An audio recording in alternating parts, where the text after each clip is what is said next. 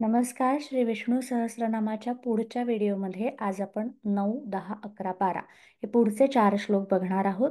आता सगळ्यांना ह्या श्लोकाची म्हणण्याची काय पद्धत आहे किंवा कसं कुठे थांबून सराव करतो आहोत हे थोडंसं कळलं असेल, म्हणून आज 4 श्लोक घेऊया. 9वा श्लोक अतिशय सोपा आहे. एकदा वाचून घेऊ शकता तुम्ही आणि मग लगेचच पुढे जाऊया.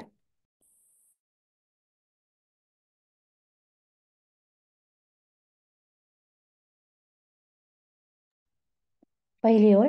ईश्वरो विक्रमी धन्वी. ईश्वरो विक्रमी धन्वी. ईश्वरो ई दीर्घ आहे, ऱ्हस्व दीर्घ आठवायचं शाळेतलं आपल्या. ईश्वरो विक्रमी धन्वी. ऱ्हस्व दीर्घलाच इंग्रजीमध्ये शॉर्ट आणि लॉंग साऊंड किंवा शॉर्ट वॉवेल लॉंग वॉवेल असं पण म्हणू शकता तुम्ही. ईश्वरो विक्रमी धन्वी. ईश्वरो विक्रमी धन्वी. मेधावी विक्रमक्रमा. विक्रमक्रमा. छान विसर्ग आहेत. विसर्गाचं काय महत्त्व आहे मागच्या व्हिडिओमध्ये आपण ऐकलंय. सृष्टीचे निश्वास आहेत ते, तर ते तसे असले पाहिजेत. नुसता हकाराचा उच्चार नाहीये. विक्रमक्रमा श्वास सोडायचा आहे पूर्णपणे. ईश्वरो विक्रमी धन्वी. मेधावी विक्रमक्रम. एकदा सगळ्यांनी पहिल्या ओळीचा सराव करा.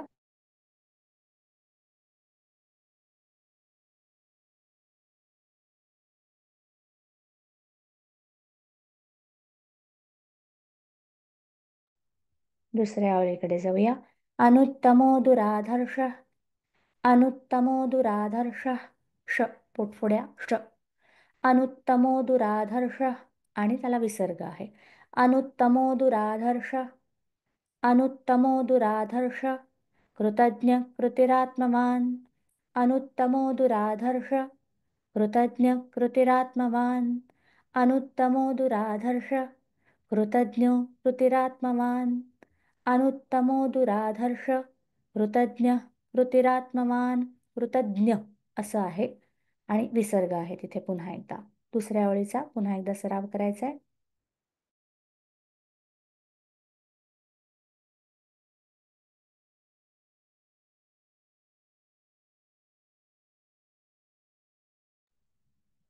पुढच्या श्लोकाकडे जाऊया. 10वा श्लोक. सुरेश शरणं शर्म. सुरेश शरणं शर्म. सुरेश शरणं शर्म. सुरेश शरणं शर्म. विश्वरेता प्रजाभवः. सुरेश शरणं शर्म. विश्वरेता प्रजाभवः. सुरेश शरणं शर्म. शर्मच्या नंतर विसर्ग नाहीये, त्यामुळे सुरेश शरणं शर्म. विश्वरेता प्रजाभवः. सुरेश शरणं शर्म. विश्वरेता प्रजाभवः. पहिल्या ओळीचा सराव करा.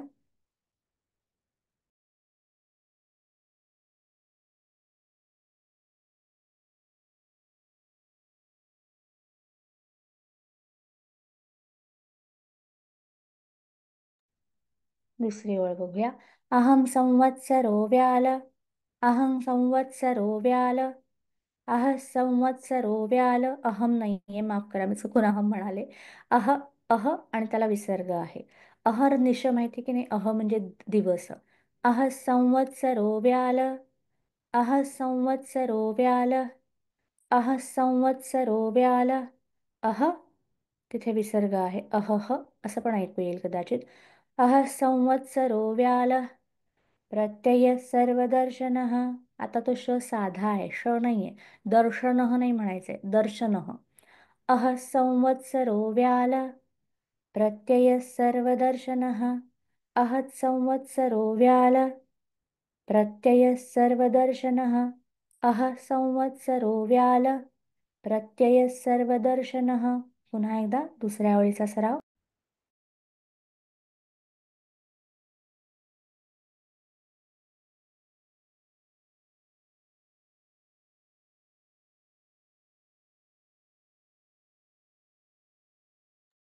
आता 11व्या श्लोकाकडे जाऊया. एकदा 10वा म्हणूया हवं तर. सुरेश शर्मण शर्म. विश्वरेता प्रजाभवः. अह संवत्सरो व्याल. प्रत्यय सर्वदर्शनः. 11वा श्लोक.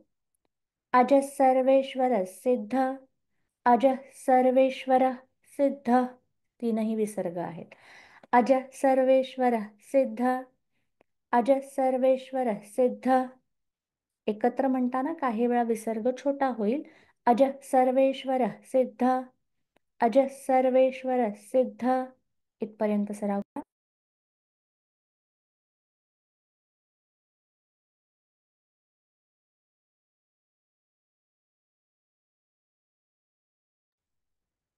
अजः सर्वेश्वरः सिद्ध, सिद्धी सर्वादिरच्युतः. अच्युत माहिती, अच्युताय नमः आपल्या पूजांमध्ये येतं, तेच ते अच्युत स्वरूप. अजः सर्वेश्वरः सिद्ध, सिद्धी सर्वादि अच्युत, पण तिथे संधी झालेली आहे म्हणून तो अ येत नाही. सर्वादिरच्युतः. अजः सर्वेश्वरः सिद्ध, सिद्धी सर्वाधिरच्युतः, सिद्धी सर्वादिरच्युतः, सिद्धी सर्वादिरच्युतः. इथपर्यंत सराव करायचा.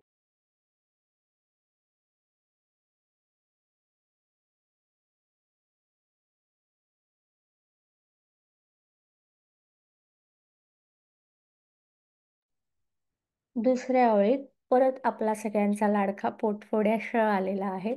वृषा कपिरमेयात्मा, वृषा कपिरमेयात्मा, वृषा कपिरमेयात्मा. या दीर्घस्वर आहे. कपी मधला पी ह्रस्व स्वर आहे. वृषा कपिरमेयात्मा, वृषा कपिरमेयात्मा. इथपर्यंत सराव करूया.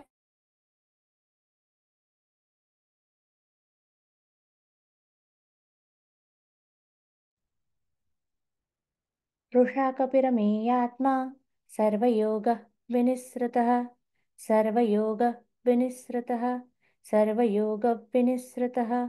तो थोडासा जो पॉज आहे तो थोडा कमी केलात की बरोबर म्हणताना कळेल. वृषा कपिरमेयात्मा, सर्वयोगः विनिसृतः, सर्वयोगः विनिसृतः. श्रुत नाहीये, श्रु हा एवढा स्पष्ट उच्चार मराठीत. श्रुतः, छान श्रुतः. एकदा सराव करूया मग पुढे जाऊया.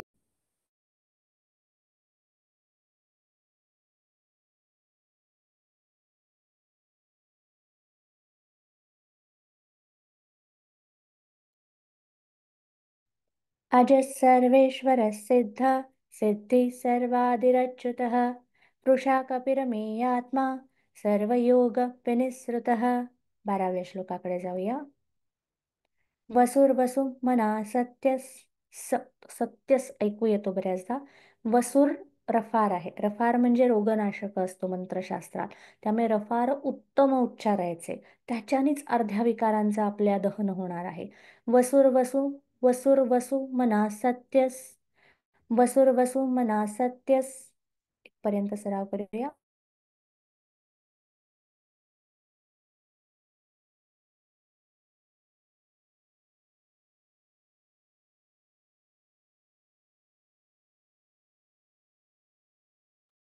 वसुर्वसु मना सत्यस.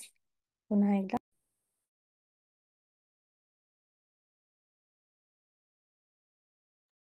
समात्मा संमितः समः, समात्मा संमितः समः, वसुर्वसुमना सत्यः समात्मा संमितः समः, समात्मा संमितः समः. मी ह्रस्व आहे. संमित नाहीये. संमितः स्वमः, संमितः समः, समात्मा संमितः समः, वसुर्वसुमना सत्यस्, वसुर्वसुमना सत्यस्, समात्मा संमितः समः.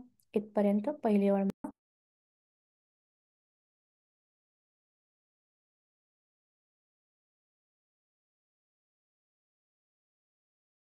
दुसरी ओळ. अमोघ पुंडरीकाक्षो, अमोघ पुंडरीकाक्षो, अमोघ पुंडरीकाक्षो, अमोघ पुंडरीकाक्षो.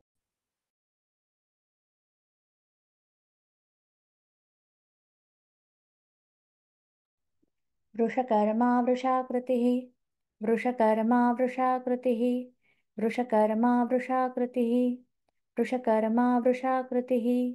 अमोघ पुंडरीकाक्षो, वृषकर्मा वृषाकृतिः, अमोघ पुंडरीकाक्षो, वृषकर्मा वृषाकृतिः वसुर्वसुमना सत्यः समात्मा संमितः समः अमोघ पुंडरीकाक्षो वृषकर्मा वृषाकृतिः. इथे थांबूया आज. 9, 10, 11, 12 आता ह्या श्लोकांच्या उच्चाराचा सराव करायचा आहे. आणि एकदा उच्चाराचा सराव छान झाला की लगेचच पुढच्या व्हिडिओमध्ये आपण याचा अर्थ ऐकूया. पुन्हा हे श्लोक डोळ्याखालनं जातील तेव्हा अर्थ ऐकूया आणि मग त्याला धरून पुढचे श्लोकही बघूया. आज इथेच थांबूया. धन्यवाद.